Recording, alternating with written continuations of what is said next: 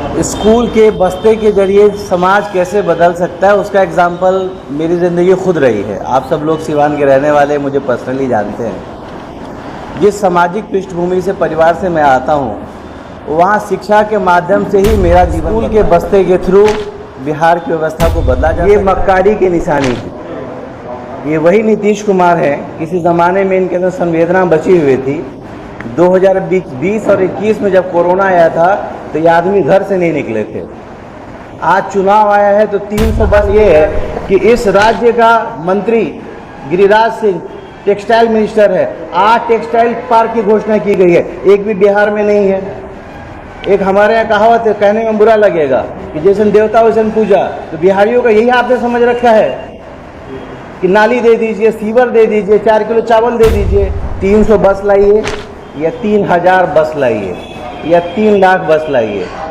अब जनता समझ चुकी है कि ये सिर्फ चुनाव के समय सक्रिय होने वाले। कुमार जी पिछले 20 साल से इस राज्य के मुख्यमंत्री हैं।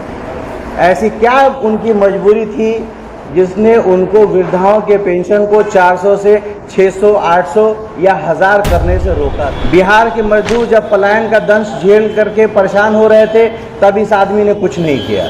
जब कोरोना फैला और लोग कुत्ते और भेड़ की तरफ मर रहे थे, लोग पैदल चल करके बंगाल से, दिल्ली से, बॉम्बे से पैदल वापस आ रहे थे, तब इस आदमी ने कोई बस की व्यवस्था नहीं की। आपके आंगन में भी गूंजेगी किलकारी, इनके यहाँ नतीजे हैं चमत्कारी। बांझपन की समस्या से छुटकारा चाहिए तो सिवान की जानी मानी महिला प्रसूति व बांझपन रोग विशेषज्ञ डॉक्टर वंदना कुमारी के पास आइए।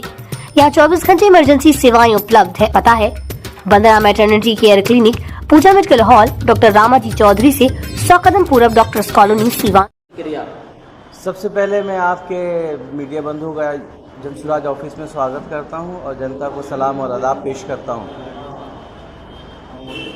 स्कूल के बस्ते के जरिए समाज कैसे बदल सकता है, उसका एग्जाम्पल मेरी ज़िंदगी खुद रही है। आप सब लोग सिवान के रहने वाले मुझे पर्सनली जानते हैं। जिस सामाजिक पृष्ठभूमि से, परिवार से मैं आता हूं, वहाँ शिक्षा के माध्यम से ही मेरा जीवन बदला है।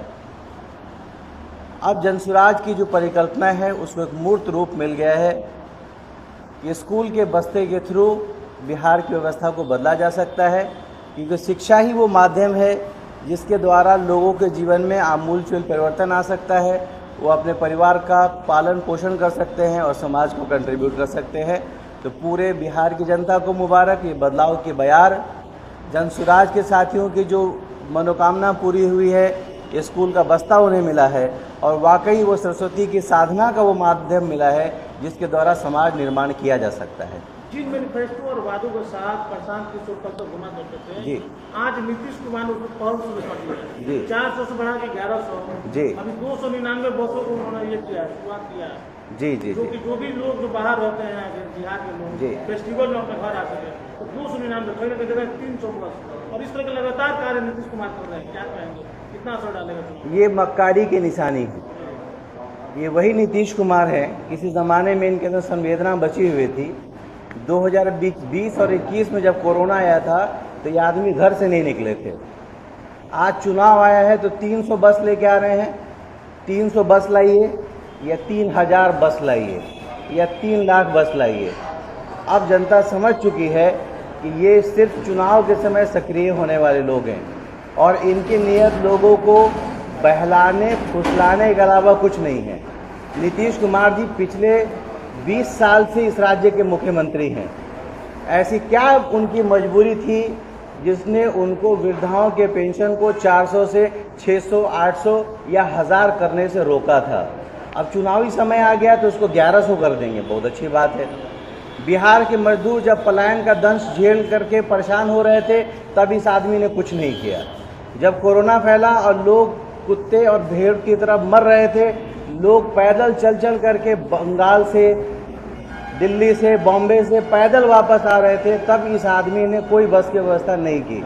आज चुनाव है तो 300 बस दे रहे हैं। खैर बहरहाल उनके इस कदम का स्वागत है अगर उन्होंने लोगों का किया है, लेकिन ये जनसुराज की जो फिलॉसफी है, ये अब जो काम करने वाले उसका फायदा जनसुराज को पहुंचने वाला है। सरकार कोई भी काम करती है, आप लोग क्रेडिट लेने लगते हैं या आरजेडी वाले बोलते हैं कि हम लोगों का मैनिफेस्टो में था, तो इसको क्या माना जाए? हमने कहाँ क्रेडिट लिया? कुछ भी होता है आप लोग तो बोलते ही हैं। कहाँ लिया आप, जैसे एग्जाम्पल बताइए। जैसे अभी जो 1100 वाला मामला है, हमने कहाँ कहा? पार्टी आपके पार्टी के लोग कहते हैं, आरजेडी वाले भी अपना अलग गुण गा रहे हैं। अच्छा, देखिए मैं आपको बात बता रहा हूँ, एक समझ का फेर है।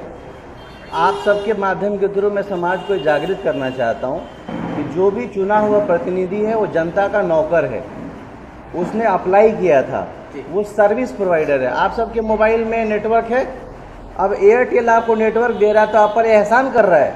एयरटेल ने बड़े बड़े बोर्डिंग लगाए थे, होर्डिंग लगाए थे और पैसा लेकर के आपको सिम कार्ड दिया था और पैसा लेकर के आपको सर्विस दे रहा है। तो जितने भी नेता हैं, चाहे वो सरकार में हो या पक्ष में हो या प्रतिपक्ष में हो, अगर वो जनता की सेवा कर रहे हैं तो ये उनकी ड्यूटी है। जनसुराज जो विचार में परिवर्तन लाना चाहता है, मैं दोबारा कहना चाहता हूँ, हम क्रेडिट लेने वाले लोग नहीं हैं। यानी प्रशांत किशोर ने कहा था कि बिहार का जो घिसा पीटा राजनीतिक व्यवस्था सिस्टम है, प्रशांत किशोर और जनसुराज ही दुरुस्त करेगा। असर होने लगा है, अब असर होने लगा है। दूसरी बात बहुत महत्वपूर्ण है, ये जो 300 बस दी जा रही है या सरकारी अस्पताल में जो व्यवस्था दी जा रही है, या 4-5 किलो चावल में से 1 किलो चावल काट के दिया जा रहा है, ये लोगों के ऊपर उनका कोई एहसान नहीं है। लोगों का अधिकार है उनको विश्व स्तरीय शिक्षा मिले, लोगों का अधिकार है उनको विश्व स्तरीय स्वास्थ्य मिले, लोगों का अधिकार है कि उनको यहाँ रोजगार मिले।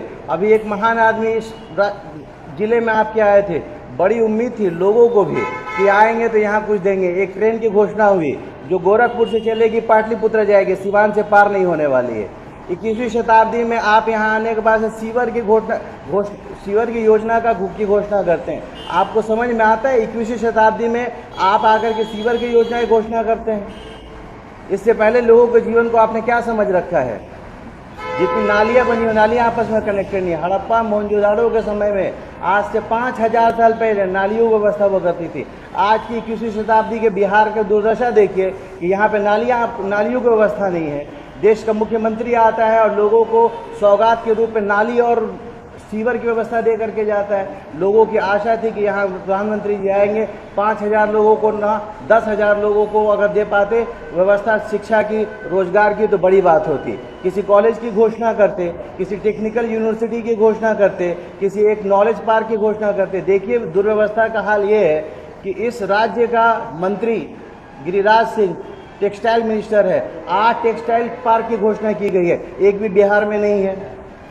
एक हमारे यहाँ कहावत है, कहने में बुरा लगेगा कि जैसे देवता वैसे पूजा, तो बिहारियों का यही आपने समझ रखा है कि नाली दे दीजिए, सीवर दे दीजिए, 4 किलो चावल दे दीजिए। आपने कोरोना के समय कुछ नहीं दिया, अब 300 बस दे रहे हैं। आप हमारे लोगों को मजबूर करते हैं कि पलायन करके वो जाए और मजदूरी करे, और वहाँ से आने के लिए बस दे रहे। बड़ी आपने मेहरबानी कर दी लोगों के ऊपर।